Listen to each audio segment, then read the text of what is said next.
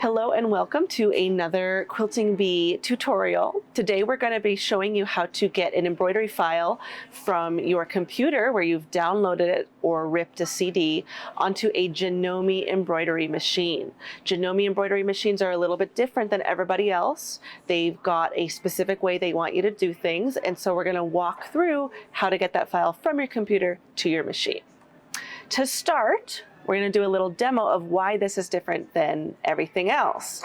I've got my USB stick plugged in, and I've got a Jeff or Janome embroidery file all loaded on. We're going to go try to put this on the machine.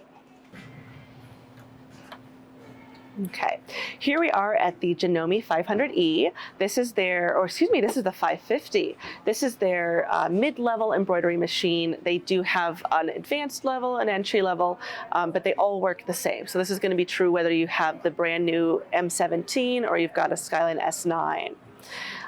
We are going to go to our folder extract. It's got a little arrow coming out of a folder.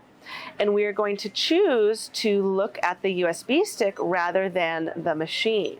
Now, you'll notice I don't see that file that was on my computer when I looked at the USB stick. This is the issue that people run into. They get stuck here and they don't know where to get their file. So now we're going to go through the correct way to do this. What's important is I plugged my USB stick into the machine. In fact, before I do anything, I plug my USB stick into the machine. I only have to do this the first time I get that USB stick, when I get it from the store. Once I do that, I can then skip the step in the future.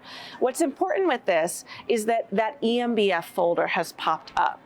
That was not on there. I started with a completely blank USB stick and it just had the single file that I wanted to pull into the machine. But suddenly I've got this EMBF folder.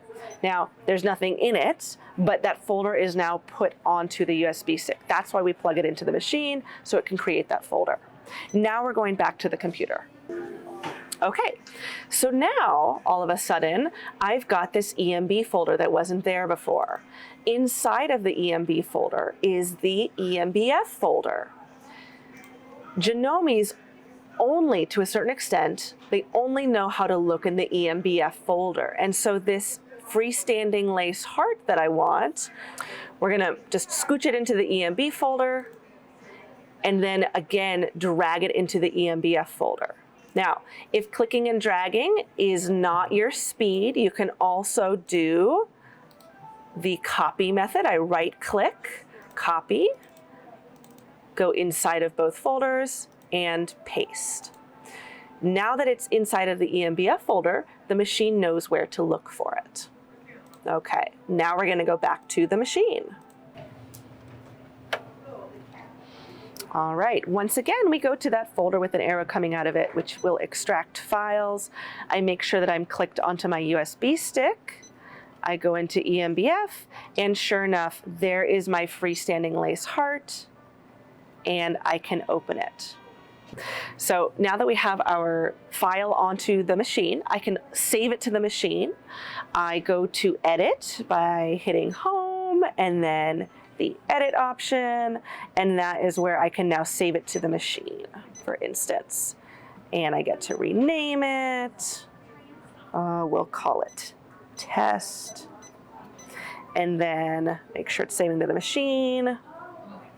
And then I don't have to save the USB stick, keep the USB stick in here for the duration of stitching this out. That said, always keep backups on your computer itself. Don't rely on the machine memory only, don't rely on USB sticks only. So, hope you enjoyed our tutorial on how to get an embroidery file onto a Janome. We hope to see you in the next video.